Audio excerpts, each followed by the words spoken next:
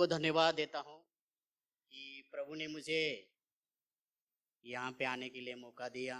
और साथ ही साथ हम पास्टर साहब का मैं धन्यवाद देता हूँ कि उन्होंने मुझे यहाँ पे बुलाया। और मैं सब कलीसिया का भी मैं आभारी हूँ। आज मुझे बहुत खुशी लग रहा है आपको देखकर कि आपके बीच में हम आकर आपकी संगति में मतलब सहभागिता में प्रभु ने मुझे शामिल किया, इसलिए मैं धन्यवाद देता हूँ प्रभु को। और साथ ही साथ मैं और भी एक बात कहूँगा कि जो आपके पास्टर साहब है वो मुझे पहले युद्ध कैंप में थोड़ा सा हमारा मतलब थोड़ा सा बातचीत हो गया, युद्ध कैंप में हम मिले, तब से मैं उनको जानता हूँ। और उसके बाद जब वो बाइबल ट्रेनिंग कर रहे थे देहरादून में, वहाँ पे मुझे भी परमेश्वर ने मौका दिया और वहाँ पे हमारी ज़्यादा मुलाकात हो गई। और वहाँ पे एक बात उनके जरिए मैं सीखा, बहुत अच्छी मुझे लगी कि जब मेरा ग्रेजुएशन था तब मेरे परिवार के कोई नहीं, क्योंकि वो प्रभु को भी नहीं जानते और इतना दूर वहाँ पे नहीं आ सकते। और जब मेरे पास साहब उनका पूरा तैयारी था, फ्लाइट का टिकट भी निकाला था, लेकिन जैसे घर से बाहर निकले प्रॉब्लम हो गया बहुत बड़ा। उसके बाद उन्होंने कैंसल किया तो मैं बहुत निराश और दुखी था। और शाम को पास्टर साहब मुझे मिले जब हम खाना खाने जा रहे थे, तब मैं उनको बोला कि मेरा कोई नहीं आ रहा, मतलब पास्टर साहब भी नहीं, मेरे परिवार के भी नहीं। तो उन्होंने मुझे एक बात कही कि मैं हूं ना आपके साथ, तेरा भाई। मुझे इतना वो शब्द लगा कि आज उन्होंने मुझे जो वहां पे बोला आज भी मेरे दिल में है। मैं प्रभु को धन्यवाद करता हूं कि मेरा भाई है। हालेलुया। आइए समय हम प्रार्थना करेंगे वचन से जाने से पहले। प्रभु हम धन्यवाद देते हैं, तो स्तुति महिमा करते हैं प्रभु आज की सुंदर आराधना के लिए, तूने करने के लिए सहायता और मदद की प्रभु जी। धन्यवाद देते हैं जो भी तूने हमारे लिए वचन दिया प्रभु, ये वचन प्रभु तेरी ओर से है, मुझे बोलने के लिए तू सहायता मदद कर, मेरे विचारों को मेरे ज्ञान को तू छू ले प्रभु। यहाँ पे बैठे हर एक दिलों के अंदर ये वचन प्रभु जाए और हमें सारे लोगों को तू क्या कहता है आज इस वचन के जरिए वो सीखने के लिए हमारी सहायता और मदद कर। धन्यवाद के साथ ये वचन हम तेरे हाथ में देते हैं, यीशु तेरे नाम से मांगते सुनो और ग्रहण कीजिए, आमीन। जैसा पास्टर साहब ने बोले कि मैं जवाहर वहाँ पे मैं सेवा करता हूँ आदिवासी लोगों के बीच में। उनकी जी शुरुआत है वहाँ की चर्च की कि वहाँ पे 3 लोग पहले थे, 3 लोगों से मैंने जवाहर में हम लोगों ने एक रूम किराए से लिया और शुरुआत की। तो वहाँ से हमारी शुरुआत है। और बहुत सारे जहाँ पे हम वहाँ पे उसके बाद कलीसिया बढ़ गई, उसके बाद वो रूम हमें खाली करने के लिए बोले। उसके बाद दूसरा लिया, वहाँ पे भी कलीसिया बढ़ गई, वहाँ पे भी हम बोले कि वहाँ पे मत लो। तीसरी बार लिया, उन्होंने भी 1 साल चलाने के लिए बोले। उसके बाद चौथी बार भी लिया, उन्होंने भी हमें खाली करने के लिए। तो मैं बहुत निराश था और हम प्रार्थना करते कि प्रभु हमें चर्च चाहिए, इतने लोगों को कहाँ पे लेके जाना है। अगर हमें मतलब अभी चर्च की जरूरत है, ऐसा मैं प्रार्थना करता था, कलीसिया भी प्रार्थना करते थे। और उसके बाद मुझे ऑफिस से फोन आया कि आप लोगों को चर्च के लिए जगह देखने। मैं प्रभु को बहुत धन्यवाद दिया कि प्रभु हमारी हमेशा प्रार्थना सुनते रहता है। और इतना हम दुख से संकट से गुजरे, लेकिन परमेश्वर ने आज HCC जवार में एक बड़ा चर्च है, अच्छा से प्रभु ने दिया, इसलिए मैं प्रभु को धन्यवाद देता हूँ। और जैसा आज हम लोगों ने वचन पढ़ा है सब लोगों ने कि मरकुस इसका 9:14 से 29 तक है। और उसके और भी ये भाग जो है मत्ती 17 अध्याय 14 से 21 है, ये दोनों मिलजुलते हैं। तो मैं ये पढ़ूंगा नहीं, ऑलरेडी पढ़ा है सबको। ये प्रभु यीशु मसीह ने यहाँ पे एक चमत्कार किया है, लेकिन आज ये चमत्कार हमें यहाँ से कुछ तो सिखा रहा है। जैसे आज जो 40 दिन के उपवास प्रार्थना चल रही है, वहां से मैंने प्रभु से बात की कि प्रभु मैं वहां पे जाके क्या बताऊं। तो मैं जैसे प्रार्थना में गया, उसके बाद प्रभु ने ये मुझे दिया है। तो यहाँ पे एक वाद विवाद है जो शास्त्री लोग चेलों के साथ कर रहे हैं, वाद विवाद उनका चल रहा है, और यहाँ पे एक मनुष्य है, वो भी अविश्वास में देख रहा है।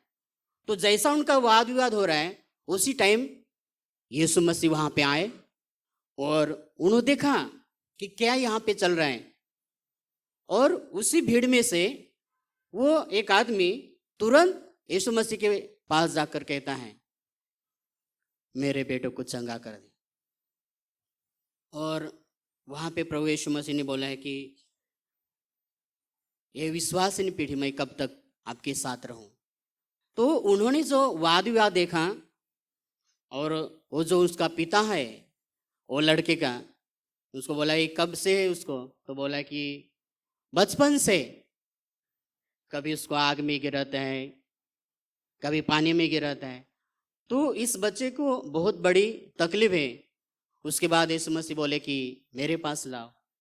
जब उनके पास उसको लाया तो उसमें से जो दुष्ट आत्मा थी वो तुरंत उसको मुरड़ कर, मतलब उसको पूरा जमीन पे खींचकर वहां से निकल पड़ी। और बाद में वहां से वो लोग जब बाहर निकले, यीशु मसीह और उसके चेले, तब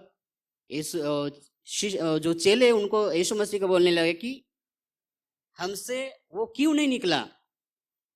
तो यीशु मसीह ने कहा कि ऐसी ये जो जाति है वो प्रार्थना के बिना नहीं निकल सकती। हालेलुया। और वती में और एक मतलब थोड़ा सा और एक वर्ड लिखा है कि ये जाति उपवास प्रार्थना के बिना नहीं जाती। हालेलुया। तो वहां पे ऐसा लग रहा है कि चेलो लोगों ने भी उपवास नहीं किया रहेगा, शायद प्रार्थना ही नहीं की रहेगी, और शास्त्री लोग उनको डांट रहे, तुम लोग मछुआरे, तुम कैसे ये निकालेंगे, इतनी बड़ी बीमारी, ऐसा उनका शायद वाद विवाद होता रहेगा, इसलिए नहीं निकला हुआ रहेगा।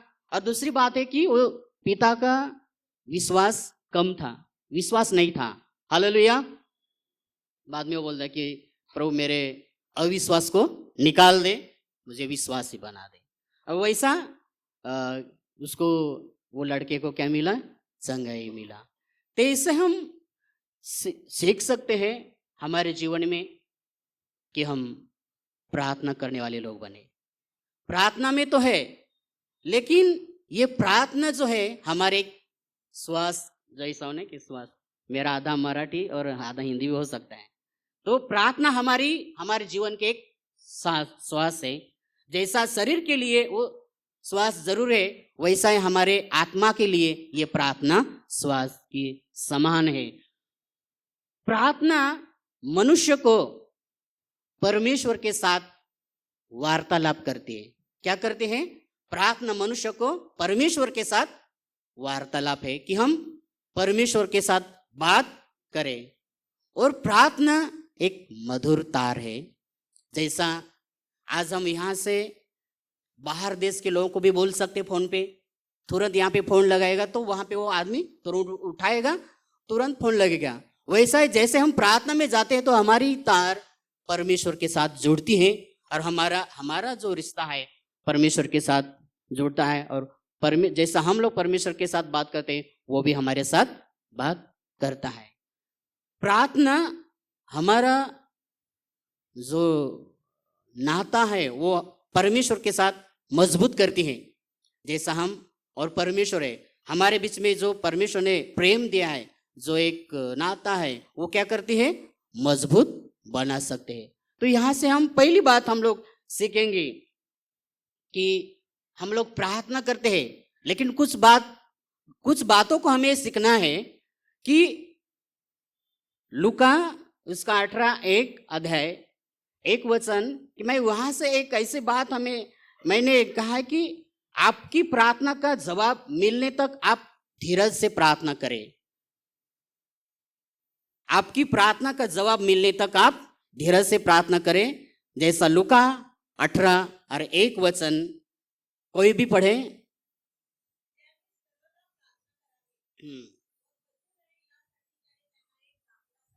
आमीन, हालेलुया।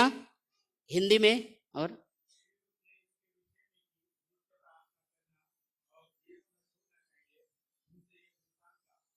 आमीन। वहां पे एक महिला है और एक न्यायाधीश है। तो महिला जो है हर दिन उसके पास जाती है उनका न्याय मांगने के लिए। और वो न्यायाधीश ऐसा है कि वो परमेश्वर को नहीं डरता और मनुष्यों के भी डरता नहीं, सब उसके हाथ में है, कुछ भी मैं करूं। लेकिन इस जो महिला जो है इतना मतलब कड़क आदमी है, या मतलब किसी को डरता नहीं, किसी को मानता नहीं, लेकिन उसने जो उसके पास जो न्याय था मांगने के लिए, ऐसे नहीं कि आज गई और कल नहीं गई, ऐसा नहीं, हर दिन उसके पास गई। तो ऐसे जाते जाते रहे, वो तंग हो गया, और ये महिला ने मुझे पूरी तरह से तंग किया। और एक दिन वो न्यायाधीश ने उसका न्याय चुकाया। तो वैसा है कि हम जैसे कुछ मांगने के लिए परमेश्वर के साथ जाते हैं, तो धीरज के साथ, संयम के साथ जब हम प्रार्थना करेंगे, उसकी राह देखेंगे, तो परमेश्वर जरूर हमारी प्रार्थना सुन लेगा। हालेलुया। वहां पे हमें वो न्यायाधीश के समान नहीं बनना है, वो महिला के समान बनना है कि उसने जो उसके पास धीरज था वो छोड़ा नहीं, मतलब हर दिन उसके पास गई। वैसा है आज हम लोग हर दिन परमेश्वर के साथ बैठना है। जब तक हमें जवाब नहीं मिलता है तब तक हमें क्या करना है? प्रार्थना करना है। हालेलुया। मैं वहां पे कलीसिया के लिए मतलब उनको सिखाता हूं कि आप लोगों को प्रार्थना में बढ़ना है, तो मैं हर दिन, पहला मेरा वो रहता है जब मैं शुरुआत से कि आपको हर दिन आराधना करनी है, हर दिन प्रार्थना करना है, और हर दिन वचन पढ़ना है। अगर पढ़े लिखे नहीं है तो आपको मन में वो याद करना है। ये 3 बातें आपको आध्यात्मिक जीवन में हर दिन बढ़ाएगी और आपके जीवन को मजबूत करेगी। हालेलुया। तो जैसा हम लोगों ने कि हमें हर दिन प्रार्थना करना है, क्योंकि आजकल बहुत सारे लोग दुखी रहते हैं, विश्वास है लेकिन प्रार्थना करते हैं और निराश दुखी हो जाते रहे, नहीं मिलता है। लेकिन अगर अभी नहीं मिलेगा तभी चलेगा, लेकिन आगे अगले के लिए कि आज नहीं, कल नहीं, परसों नहीं, लेकिन एक दिन तो प्रभु हमारी प्रार्थना सुन लेगा, क्योंकि वो जीवित परमेश्वर है। हमारी हर प्रार्थना सुनने वाला परमेश्वर है। हमारे वहां पे हम लोग जब गवाही सुनते हैं ना, तो कभी कभी मैं उनका गवाही ऐसा सुनकर बहुत मुझे मेरा विश्वास और बढ़ता है। एक भाई की ऐसी गवाही थी, अभी बारिश के समय में, जब वो भाई फॉरेस्ट एरिया है वहां पे उनका खेती थोड़ा सा है, वहां पे काम करने के लिए गया। जब काम करते करते वो घास में सांप ने उसको काटा। सांप ने काटने के बाद वो बहुत दूर है, तो तुरंत बैठकर उसने थोड़ा प्रार्थना किया 1-2 मिनट का, और वहां से घर उसका 1 घंटा है, चलते चलते घर में आए। और उसके बाद अगर हॉस्पिटल में जाना है तो वहां से और 1 घंटा लगता है, अगर बस मिलेगा तो, अगर नहीं मिलेगा तो और ज्यादा। तो वहां से वो बस में बैठा और हॉस्पिटल में आया। हॉस्पिटल में आने के बाद मुझे कॉल किया कि मुझे सांप ने काटा है। मैंने प्रार्थना की कि प्रभु अभी भाई को तेरे हाथ में देते हैं, तू चंगा करने वाला परमेश्वर है। और उसके बाद जब वो संडे की दिन आया और गवाही मैंने सुन लिया कि जहरीले काटने सांप ने काटा था, लेकिन परमेश्वर बहुत महान है कि परमेश्वर ने उनको बचाया। तो ऐसा जो गवाही है ना, मैं बहुत सुनकर मेरा बहुत विश्वास उनके जरिए बढ़ता है कि अरे ये तो नए लोग हैं लेकिन विश्वास बहुत बड़ा है उनका। तो वैसे जैसा विश्वास रहेंगे वैसे वो प्रार्थना में बढ़ते जा रहे वो लोग। आदिवासी जो लोग हैं वो जल्दी नहीं आते प्रार्थना में, विश्वास नहीं रखते, क्योंकि जो उनका जो कार्य है बहुत कठिन, मतलब बहुत है, वो छुड़ाने मतलब उनको विश्वास में अगर लाने के लिए बहुत कष्ट करना पड़ता है। अगर एक बार आएगा, एक बार मसीह के ऊपर विश्वास रखेगा, बाद में कभी छोड़ेगा नहीं, इतना बड़ा वो विश्वास करते हैं। Hallelujah, praise Lord. दूसरी बात हम सीख सकते हैं कि मत्ती में 26 और 39, कोई भी पढ़े, मत्ती 26 इसका 39। हम्म हम्म हम्म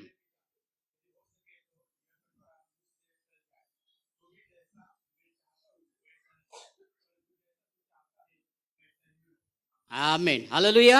यहाँ पे गेतसेमनी बाग में प्रभु यीशु मसीह जब प्रार्थना के लिए जाते हैं तो उसके सामने आगे का जो क्रूस के ऊपर उसको चढ़ाएंगे, ये सब दिख रहा है कि अभी मेरा मृत्यु नजदीक आया है। तो वो प्रार्थना करना है कि ये प्याला प्रभु मेरे से नहीं तो तेरी इच्छा से टल जाए। ऐसा उसने प्रार्थना की कि आपकी प्रार्थना प्रभु की इच्छा के अनुसार होना चाहिए। वहां पे इतनी बड़ी मतलब यीशु मसीह को आगे का सब दिख रहा है, पसीना वो खून के समान गिर रहा है वहां पे, और उस हालत में प्रभु यीशु मसीह प्रार्थना करते कि हे पिता, ये प्याला तेरे इच्छा के अनुसार टल ले। तो यहाँ पे हमें परमेश्वर ये कहता है कि हम लोग कभी कभी प्रार्थना जो करते हैं ना, अपनी इच्छा चलाते हैं, लेकिन नहीं, आप प्रार्थना में जब हम जाते हैं प्रार्थना करते हैं, लेकिन याद रखना है कि परमेश्वर की इच्छा के अनुसार करना है। क्योंकि कभी कभी अपनी इच्छा पूरी करने के लिए हम प्रार्थना करते नहीं, प्रभु वो चाहिए, मुझे वो चाहिए, अगर नहीं देगा नहीं मिलेगा तो हम निराश होते हैं। जैसा कि छोटा बच्चा है और यहाँ पे मोमबत्ती लगाए जलाए और वो आ रहा है उसको छूने के लिए, तो आप छू के देंगे उसको? नहीं ना, उसको जल जाएगा वो। वैसा परमेश्वर की कुछ अगर बात हम उससे मांगते हैं, परमेश्वर को पता है, प्रभु यीशु मसीह को, अगर मैं ये बात दूंगा तो वो उससे कुछ उसको तकलीफ हो जाएगा, लेकिन अपना मन क्या कहता कि नहीं मुझे वो चाहिए। हालेलुया। ये ज्यादा से ज्यादा जवान लोग कभी कभी मांगते हैं। तो कभी कभी हमारा ध्यान प्रार्थना से भटक जाता है और हम अपनी इच्छा पूरी करने के लिए हम मांगते हैं, लेकिन नहीं, प्रार्थना में हम समय बिताते तो अपनी इच्छा के अनुसार परमेश्वर की इच्छा के अनुसार मांगना है। अगर उसके इच्छा के अनुसार वो देगा ना, वो सबसे महत्वपूर्ण बात देगा। Hallelujah, praise Lord. और हम तीसरी बात यहाँ से हम सीखेंगे कि हम निकालेंगे यूहन्ना इसका 15 अध्याय और 7 वचन, कोई भी पढ़े। यूहन्ना 15 अध्याय उसका 7 वचन हम पढ़ेंगे।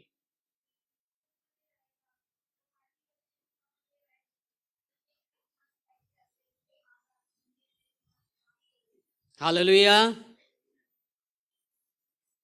जैसा बहने की, जैसा हम परमेश्वर में रहेंगे और उसके वचन की जैसा हम मांगेंगे तो जो चाहे वो हमें मिल जाएगा। आप प्रभु के समक्षता में रहकर प्रार्थना करो, उसके सानिध्य में तुमची प्रार्थना देवाच्या सहभागितेमध्ये राहून झाली पाहिजे, देवाच्या वचनानुसार। हालेलुया। ये हम देखते हैं कि हन्ना जो वांझ थी, लेकिन वो प्रभु के मंदिर में जाकर रोकर क्या करती थी? प्रार्थना की, मुझे बच्चा चाहिए। और जब रोकर प्रार्थना पूरे दिल से मांगा और परमेश्वर ने उनकी प्रार्थना को जवाब दे दिया। मतलब वो जब जब मंदिर में जाती थी तब तक प्रभु की सहभागिता में बैठकर क्या करती थी? प्रार्थना करती थी। कभी हम भी कभी कभी वचन से हटकर कुछ मांगते हैं तो मिल नहीं पाता, तो हमें वचन को लेकर ही प्रार्थना करनी है। Hallelujah, praise the Lord. वचन को लेकर वचन में प्रार्थना करनी है। प्रभु के सहभागिता में रहकर हमें प्रार्थना करनी बहुत जरूरी है। तो ये 3 बातें, जैसे हम उपवास प्रार्थना चल रहे हैं, हम भी प्रार्थना सब लोग कर रहे हैं, तो ये 3 बातें हमारे जीवन के लिए बहुत महत्वपूर्ण है कि जब जब हम प्रार्थना में बैठते हैं तो हमें याद करना है कि प्रभु ये जो बातें हैं हमारे जीवन में अगर रहेगी तो जैसा हम क्यों नहीं सुनता है प्रार्थना हमारी, तो हम दाऊद राजा को याद करेंगे। जब पाप में पड़ा था और जब उसने व्यभिचार किया और जब उनको बच्चा हुआ, वो बच्चे के लिए उसने क्या किया? उपवास प्रार्थना की। परमेश्वर ने सुन ली? नहीं सुन ली। पाप हम परमेश्वर और हमारे बीच में पाप कभी कभी आ जाता है। कभी कभी हमारी तरफ से कुछ गलत होता है, हम मांगते हैं लेकिन परमेश्वर हमारी प्रार्थना नहीं सुनता है। परमेश्वर ने उसकी प्रार्थना नहीं सुन ली। हालेलुया। तो ये है कि कभी कभी हमें याद नहीं रहता है कि हम प्रार्थना करते हैं कि प्रभु ये हमारी जरूरत पूरी कर, प्रभु ये हमारे घर में ये ऐसे बात हो गए, ऐसा बहुत करते हैं, लेकिन कभी कभी प्रभु हमारी प्रार्थना नहीं सुनता है। तो हम ध्यान रखना है, मैं भी मुझे भी याद रखना है कि कभी कभी ये बात के ऊपर मुझे भी ध्यान रखना है कि मैं भी कभी गलत हो जाएगा तो परमेश्वर मेरी भी प्रार्थना नहीं सुनेगा, लेकिन हमें ध्यान से देखना है। दूसरी बात, हमें ये वचन पढ़ेंगे, यशाया 59:2, यशाया 59 आणि 2 वचन।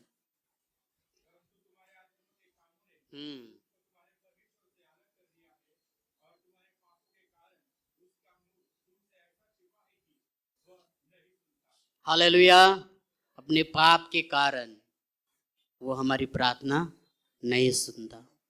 कभी कभी ऐसे लोग हैं कि पाप में गिरकर प्रार्थना करते हैं और बहुत गिड़गिड़ाते हैं, प्रभु क्षमा करता है, लेकिन वापस हम अगर गिरते और मांगते तो परमेश्वर हमारी प्रार्थना नहीं सुनेगा। हमारे वहाँ पे बहुत लोगों को इतना पता नहीं है, ऐसे भी लोग हैं कि ऐसा मतलब वो इतना विश्वास में नहीं है, कोई शराब पी के आएगा, कोई ऐसा प्रार्थना करते तो प्रभु नहीं सुनता है। तो मैं उनको समझाता है आपको ये छोड़ना है, आपको ये छोड़ना है, तब परमेश्वर आपकी प्रार्थना सुनेगा। तो कभी कभी ये बात हमारे ध्यान में नहीं पड़ती।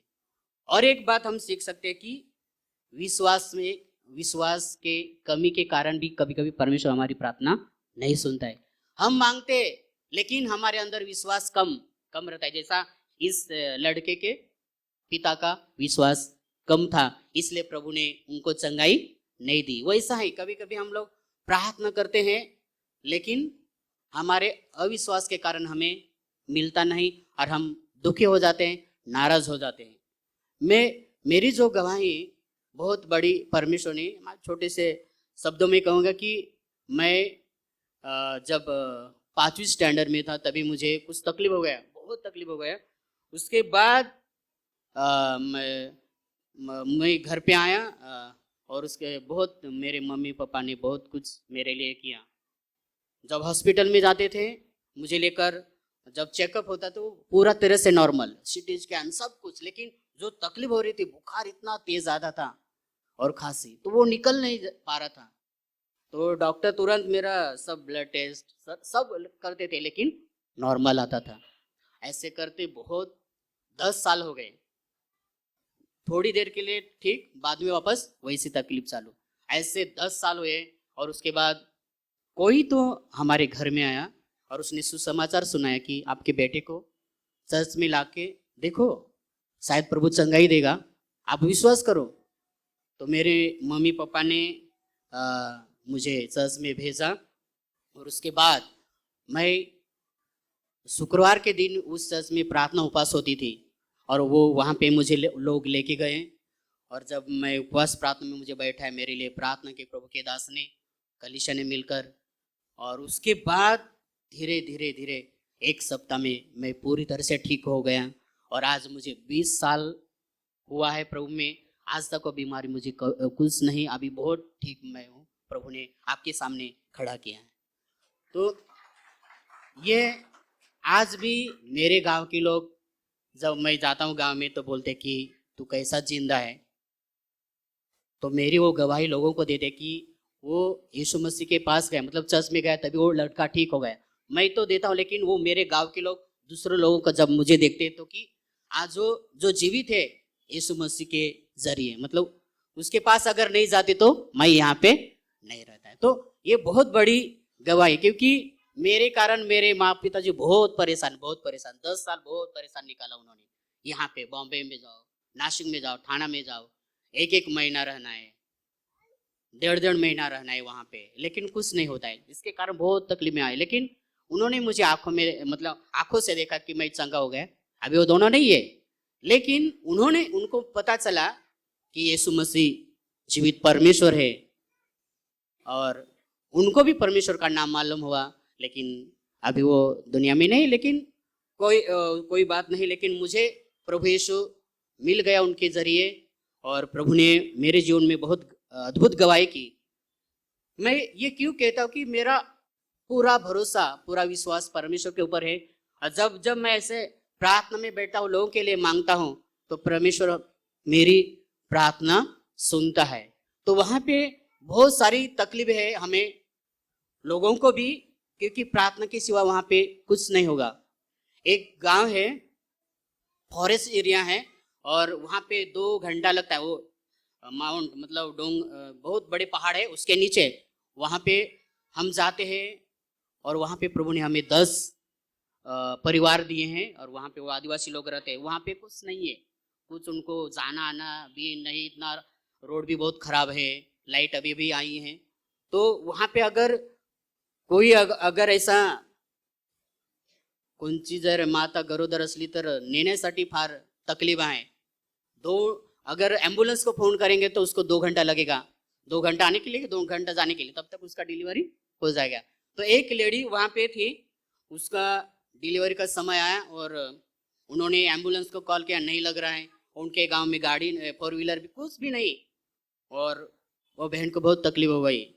लेकिन उनका जब डिलीवरी हो गया, डिलीवरी होने के बाद वो बेहोश हो गई। बच्चा अच्छा था, लेकिन वो बिल्कुल बेहोश हो गई। उन्होंने बहुत कुछ करा, कुछ है ही नहीं, कुछ ऑप्शन नहीं है वहाँ पे। तो उन्होंने मुझे भी ट्राई करे थे, कॉल करे, मुझे आधा घंटे के बाद लगा। और वो छत के ऊपर जाकर कैसा तो रेंज आया, फ़ोन किया, मैंने कहा क्यों, तो बोले कि ऐसा ऐसा हुआ है, वो बहन बहुत बेहोश गिर गई, मतलब डिलीवरी होते समय। मैंने प्रभु को यही प्रार्थना की कि प्रभु वहाँ पे कुछ है ही नहीं, अभी ये बहन को तेरे हाथ में देते हैं। मैंने प्रार्थना की, और जब आधा घंटा होने के बाद उन्होंने मुझे कॉल किया कि अभी वो बहुत ठीक है, प्रभु ने उनको चंगा किया। तो ये रिक्स वाली काम, रिक्स है वहाँ पे। अपने इतने लोग हैं, कुछ भी अगर प्रॉब्लम हो जाएगा तो नामुमकिन है, मतलब लाना हॉस्पिटल में लेके जाना या कहाँ पे तो मुश्किल है। लेकिन मैं उनके वो 10 जो लोग परिवार के जो लोग हैं ना, इतने बड़े विश्वास में अभी हो गए कि कितना भी बड़ा होने दो, बीमारी कुछ भी होने दो, पहले प्रार्थना करेंगे। और इतना बड़ा विश्वास है उनका कि आज वो पूरे पहाड़ी इलाके में लोग रहते, आज उनको मालूम होता है ये यीशु के लोग हैं, उनको अभी नाम मिला है। ये लोग कौन है? यीशु के लोग हैं। हालेलुया। और जो लोग बीमार, जो लोग कोई भी गिरता है दूसरे लोगों का, वो लोग उनके पास लेकर आते हैं, और वो लोग प्रार्थना करते हैं, प्रभु उनको संगाई देता है। तो बहुत वहाँ पे रिस्क बात है कि वहाँ पे जब हम प्रार्थना के लिए जाते हैं तो वहाँ से आने के हमें राहत हो जाता है। तो वहाँ पे शहर भी एक इतना रिस्क जाना है, लेकिन अभी तक परमेश्वर ने हमें संभाला है वहाँ पे जाने आने के लिए, कि इतने लोग वहाँ पे दिया है। अगर उनको जवाहर में चलते, अगर वहाँ पे आना है तो 2 घंटा चलना है, पहला पहाड़ चढ़ना है, उसके बाद उनको बस मिलेगा, वो 1.5 घंटा है, उसके बाद चर्च में पहुंचेंगे। लेकिन पूरा महीना तो नहीं आ सकते, लेकिन महीने में 2 बार आते हैं, क्योंकि इतना नहीं होगा पॉसिबल है। लेकिन वो 2 बार आते हैं, और 2 बार हम लोग वहाँ पे जाते, लेकिन मतलब हम लोग जाते हैं। लेकिन मुझे बहुत अच्छा लगता है कि इतना मतलब रिस्क है इतना, लेकिन प्रभु इतना अच्छा हमें संभालता है कि जहाँ जहाँ हम लोग जाते हैं प्रभु हमारे साथ रहता है। और प्रभु वहाँ पे इतनी बड़ा बड़ा काम करता है, और लोग प्रभु के राज में आते। तो ऐसे लोग कलीसिया में शामिल है। बहुत बहुत सारे लोग मतलब कम पढ़े लिखे हैं और ज़्यादा पढ़े लिखे नहीं है, लेकिन उनका जब मैं विश्वास देखता हूँ तो मैं उनके विश्वास से मेरा भी विश्वास बढ़ता जा रहा है। क्या ये इतनी तकलीफ है, लेकिन वो बोलते कि नहीं, हमें प्रभु चंगा देगा, और सचमुच परमेश्वर उनको चंगा ही देता है। यही बात आज हम लोगों ने बाइबल से की। जैसे हम लोग उपवास प्रार्थना करते हैं ना, तो दिल से प्रार्थना करना है, कुछ भी रहने दो, परमेश्वर हमारी हर एक की प्रार्थना सुनने वाला परमेश्वर है। हालेलुया। आप कलीसिया के लिए प्रार्थना करना है, जवानों के लिए प्रार्थना करना है। आज हम देखते हैं जवान लोग, मैं यहाँ की नहीं, पर वहाँ पे जैसे हम लोग रात में अगर जाते आते तो जहाँ पे रेंज, मतलब वहाँ पे रेंज नहीं रहती थी, जंगल में कहाँ पे भी वो रहने दो, पहाड़ के नीचे, पेड़ के नीचे, 3-3 4-4 बजे तक वो मोबाइल जो क्या उसमें गेम कौन सा पता नहीं मुझे, इतना देख कर वो पागल के समान। जहाँ पे भी हम लोग जाते, जवाहरपुरा तालुका है, कहाँ पे भी ऐसे जाते तो जब हम लौटते घर में आने के लिए, तो ऐसे लोग रास्ते में दिखते हैं बहुत गांव से दूर। और रात उनके जब हम बात करते हैं तो बोलते वो 4-4 बजे कौन सा गेम खेलते हैं पता नहीं है। मतलब इतना परिस्थिति विकट है जवानों की, उनको 12 साल से ही नशे में वो आएंगे, क्योंकि वहाँ की जो परिस्थिति है ना, माँ पिताजी सब कुछ पीते हैं दारू, लेडीज भी। आप लोगों को अलग लगेगा जब आएंगे, अरे यहाँ पे महिला भी दारू पीते हैं। इतनी, तो इतना उनको निकलना उसमें से बहुत कठिन है, लेकिन प्रभु इतने कठिन इसमें उनके जीवन में काम करते हैं। अभी अपने जो कलीसिया में आते हैं बहुत सारे लोग शराब मतलब मत छोड़ दिया, जो तंबाकू सब छोड़कर, महिला है, भाई लोग हैं, सब लोग उसमें से ज़्यादा लोग आए हैं। लेकिन ये परिस्थिति जवानों की वहाँ की वजह से कि हमें प्रार्थना करना बहुत जरूरी है। वहाँ का जो प्रेम है, एक दूसरे के ऊपर प्रेम करते हैं, अगर माँ पिताजी ने लड़की के नहीं देगा तो लड़की तुरंत रस्सी गले में डालकर, और अगर लड़के को मालूम पड़ा तो लड़का भी वैसा करता है, पता नहीं, या जहर, अगर माता पिताजी ने उसको नहीं दिया तो तुरंत जहर, मतलब अपने जीवन के लिए कुछ भी मानते नहीं। इतनी परिस्थिति की ज्यादा से ज्यादा जवानों के बीच में ऐसा हो रहा है वहां पे, तुरंत छोटी छोटी बात के लिए रस्सी गले में डालकर या जहर, तुरंत मर जाते हैं। दो नहीं तो एक भी अगर उसको नहीं तो वो कर देगा।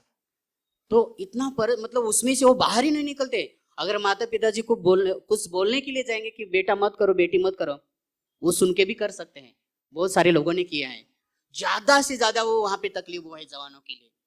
तो बाहर आने के लिए हम लोग उनके लिए बहुत प्रार्थना करते कि प्रभु, ये ऐसी सारी चीजें सिटी में नहीं होती, लेकिन खेड़े गांव में बहुत होती है वहां पे, कि ऐसा बीमारी से कोई मर नहीं जाता है, लेकिन ये इसके कारण ज्यादा से ज्यादा लोग, वो तो जवान तो है ही, लेकिन ऐसे जो 55 साल के 60 साल के भी रस्से डालकर उनको कुछ कुछ नहीं होता है, कुछ नहीं कि मैं अभी मर जाऊं, मेरे बच्चे, ऐसे कितने सारे लोग हैं कि अभी बहुत सारे बहना विधवा है, 3-3 बच्चे हैं, 4-4 बच्चे हैं, और जो आदमी जाता है उसको कुछ नहीं लगता है कि ये छोटी छोटी बात के लिए, लेकिन जो आत्महत्या करता है वो परमेश्वर के राज में नहीं जाता है, लेकिन उनको पता ही नहीं है। लेकिन ये सब बातें हमें उनको बोलते हैं कि ये ऐसा नहीं करना है, आत्महत्या करना पाप है, लेकिन शैतान ने उनको इतना घेर रखा है कि ऐसी सारी बातों में बहुत चलते हैं वहां पे।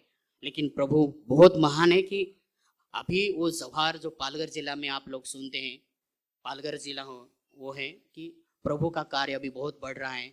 और ऐसे ऐसे तकलीफ है लोगों की कि सचमुच मतलब तकलीफ इतनी बढ़ती है, लेकिन परमेश्वर बहुत महान है कि उसमें से भी प्रभु का कार्य पूरा पालघर जिला में बढ़ा है। वहाँ पे उन्होंने एक लेटर लिखा ग्राम पंचायत ने कि पूरे जिला में भेज दिया, हर ग्राम की हर एक की प्रार्थना बंद करना है। और सब लोगों ने सब लोग अपने अपने इसमें ग्राम पंचायत में डांटने लगे कि ये प्रार्थना भी बंद करना है। इतना विरोध किया था। और प्रभु बहुत अच्छा है कि उसके बाद कई पास्टर लोगों को प्रभु ने इकट्ठा किया, उनके साथ बात की कि अपन क्यों ना एक इकट्ठा होकर प्रार्थना करके ये बात ये करें। तो उन्होंने प्रार्थना किया, उसके बाद उन्होंने सारे पास्टर लोगों को इकट्ठा किया और उसके साथ कि तुम क्यों कर रही है बंद, संविधान ने तो लिखा है कि कोई भी कर सकता है, कोई भी विश्वास, कोई भी प्रार्थना में, किसके भी प्रार्थना में जा सकता है। ऐसा करते करते जहां पे होता था वहां पे वो टीम अपनी प्रभु के दास लोगों की जाती थी, उनको बताते थे कि तुम हमें विरोध नहीं कर सकते हैं, क्योंकि कोई भी प्रार्थना कर सकता है, प्रार्थना में बंधन नहीं है। तो ये होते होते अभी वहां पे कुछ ऐसा इतना ज्यादा विरोध है, लेकिन इतना विरोध नहीं है। मतलब वहां पे हमें एक दिखता है कि जो कोई प्रभु का दरवाजा बंद करना चाहता है, लेकिन परमेश्वर का वचन, आकाश पृथ्वी टल जाएगा लेकिन परमेश्वर का वचन कभी टलेगा नहीं। ऐसी परिस्थिति हुई थी, लेकिन परमेश्वर प्रभु बहुत महान है कि उसको कलीसिया की चिंता है, प्रभु के दास लोगों की चिंता है। तो प्रभु हमारी प्रार्थना, हर एक प्रार्थना सुनता है। तो जैसा मैंने बोला है कि जवानों के लिए खास तौर पर प्रार्थना करना है, बच्चों के लिए खास प्रार्थना करना है। आज के बच्चे लोग जो है, यहाँ के, मैं नहीं बोलता मेरे गांव के, अगर रोएगा तो उनको समझाने के लिए क्या देते हैं? मोबाइल। अगर खाना नहीं खा रहे तो उसके क्या देते हैं? मोबाइल। और आज के ज्ञान में, आज के ज्ञान में वो बच्चा कितना अपने से ज़्यादा, उसको जो अपने को नहीं आएगा वो उसको आता है, लेकिन खुद माँ बाप उसमें उसको डाल रहे हैं। हालेलुया। खिला रहे नहीं, मतलब उसको जो दूसरा चाहिए गेम्स, ये मतलब दूसरा खिलाना, जो पहले के जो बच्चे थे वैसे वैसा नहीं रहा। लेकिन आज खुद माता पिता भी जिम्मेदार है। जे ऐसे जो लोग हैं कि जब खाना नहीं खाता है तो मोबाइल देते हैं, और रोता है कुछ तो मोबाइल देते हैं, तो ऐसा वहाँ पे चल रहा है। तो हम लोग प्रार्थना करते हैं कि अगर अभी से अगर उसको बात वहाँ से, अभी उनको तो कुछ ज्ञान नहीं है, अगर मालूमात पड़ जाए तो आगे का तो भविष्य तो उनका ही है, आगे का भविष्य तो जवान है। तो इस सारे बात के लिए हम लोग प्रार्थना करते कि ऐसा नहीं होना चाहिए। हालेलुया। तो आज का मेरा जो टॉपिक था उपवास प्रार्थना का, कि बाइबल में भी अभी बहुत सारे हम लोग देखते हैं कि लोगों ने प्रार्थना, नेहम्याह ने प्रार्थना किया है, एस्तेर ने प्रार्थना किया, दानियल ने उपवास प्रार्थना किया। इन सारे लोगों ने उपवास प्रार्थना किया है और परमेश्वर ने उनकी प्रार्थना सुन लिया है। Hallelujah, praise Lord. कई लोगों ने मंदिर में प्रार्थना की, कई लोगों ने घर में प्रार्थना किया है, कई लोगों ने कलीसिया में प्रार्थना की, लेकिन वहाँ उनकी जो प्रार्थना थी बहुत मजबूत थी। एलिया की करमेल पर्वत में नहीं क्या उसने प्रार्थना किया था, ऊपर से अग्नि आया और वो पूरा वेदी को जलाया। मतलब वो प्रार्थना में कितना दम था, उनके दम है। हालेलुया। हन्ना ने मंदिर में प्रार्थना किया, उनके प्रार्थना में बहुत मजबूत था। ऐसे बहुत सारे हम लोग बाइबल में देखते हैं कि इन लोगों ने प्रार्थना की और प्रार्थना में परमेश्वर ने उनको जवाब दिया। वही परमेश्वर आज हमारा है और उसी के पास हमें जाना है। और ये सारे बात के लिए लेकर हम जब जाते हैं और विश्वास के साथ, वचन उसके सहभागिता में साथ, उसके इच्छा के साथ जब उसको हम मांगते हैं तो जरूर हमारी प्रार्थना परमेश्वर सुन लेगा। हालेलुया। तो कोई बहुत सारे ऐसे कि निराश हो जाते हैं, निराश नहीं होना है। आज नहीं मिलेगा कल तो मिलने वाला है, कल नहीं परसों मिलेगा, लेकिन मिल जाएगा। लेकिन निरंतर हमें प्रार्थना में लगे रहना है। Hallelujah, praise Lord. उपवास प्रार्थना में रहना, क्योंकि उसमें सामर्थ्य, उसमें ताकत है। जैसा आगे यीशु मसीह ने जो किया, उनको समझाया कि ऐसे जाति उपवास प्रार्थना के बिना नहीं जाते। तो सचमुच है आज के लिए बहुत जरूरी है उपवास प्रार्थना, कि सारे अपने आजू बाजू में लोग रहते हैं कि क्यों, कितना उनके लिए प्रार्थना करने की जरूरत है। सचमुच हम प्रार्थना करने वाले लोग बने, और जैसा जैसा हमारे जीवन में कुछ कठिनाइयां आते उसके लिए भी हम लोग प्रार्थना करते हैं। प्रभु को मैं धन्यवाद देता हूँ, ये प्रार्थना वचन बोलने के लिए प्रभु ने मुझे सहायता की, और आगे का समय हम पास्टर साहब के हाथ में देते हैं।